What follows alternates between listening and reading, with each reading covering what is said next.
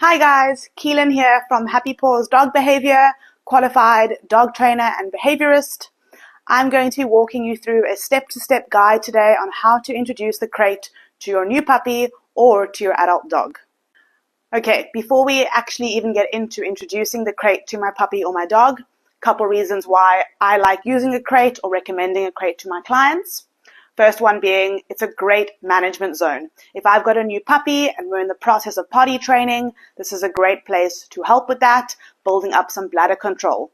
It's also a great place for my puppy to be if I can't supervise them. Instead of getting up to mischief, learning undesired skills, chewing on household items, or just potentially getting in harm's way, I know my puppy is safe in a confined place with their toy, just chilling out. Another great reason being, if I have a dog who is recovering from an injury or from surgery, this is a great place for them to be to make sure they aren't further injuring themselves in that recovery process. Okay? Another reason being, guys, it becomes a safe place to my puppy or to my dog, a place for decompression. I can teach my dog to self-regulate and go into the crate and make sure my puppy is getting enough sleep. All right, it can be the place my dog can go when they're a little bit overwhelmed with guests in the household, other dogs playing too much. This is their little bedroom and they can kind of opt out and have a safe place to relax. If I have a multiple dog household, this is a place my dog could be eating their meals so they aren't stressed or there isn't that subtle competition in the environment from the other dogs and they're in their crate enjoying a stress-free, peaceful mealtime. It's also building a little bit of independence, my dog being okay being alone on their own, so I haven't got a dog who is distressed when it comes to separation later on in life. I think the last one I want to mention is very underrated and overlooked is the vet. At some point, my dog is going to have to go to the vet and they might need to stay there for a longer duration or even overnight. Getting them used to the crate means I'm reducing a lot of the stress my dog's going to experience at the vet when they are put into the crate at the vet. So I'm making that whole experience a lot easier for my dog in the long run. Alrighty, before we get started, let me go and get one of my dogs and let's start introducing the crate. Okay guys, I've got Ruby here. This is my little Dachshund cross Jack Russell, and she's going to be helping us introduce the crate to your puppy. First things first, size matters. I want my crate to be appropriately sized for the type of dog that I have. It should be big enough that my dog can step inside, lie down, stand up, move around a little bit, but not be so large that my dog can lie in one corner and probably do a potty session in the other. I can now start the crate training process. To do that, I'm going to have my dog's crate ready with the gate open. I'm going to have a soft blanket or a bed inside to make it comfortable for my dog.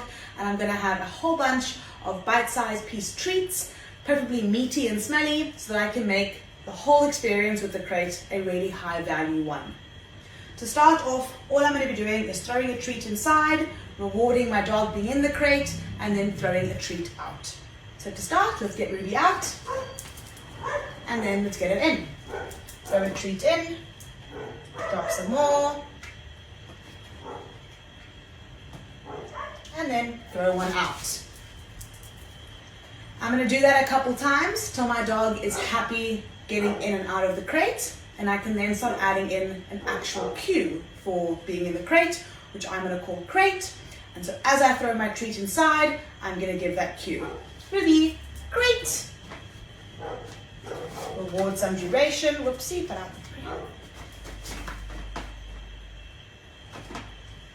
the and give her an exit cue. Out. Good. One more time. Great.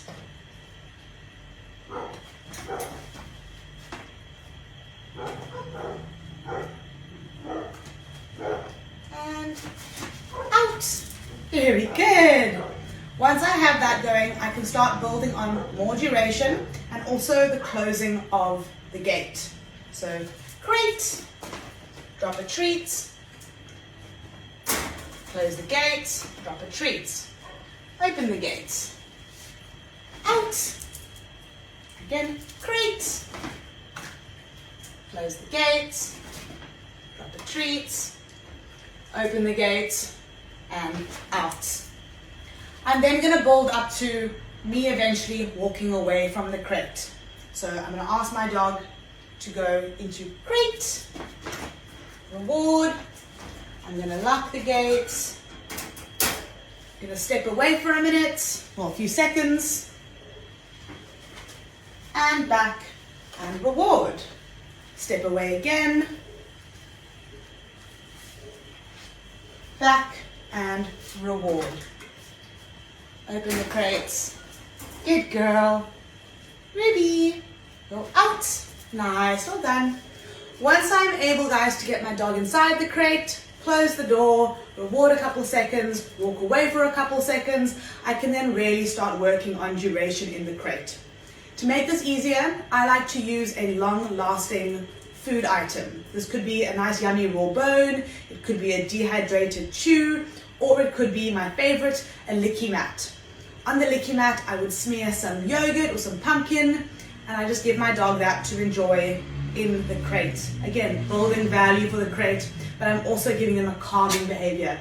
Chewing, licking are calming behaviors that lower the heart rate and also release natural endorphins. So I'm going to go prep a Lickimat. I'll be back in a second. The best part about the Lickimat CrateMate is that it attaches to the actual crate. So what I'm going to be doing is letting my dog go inside and just enjoy that Lickimat to their heart's content, all while building on some duration and settling time in the crate. Open up for her. Close up, let her lick it, and off I can go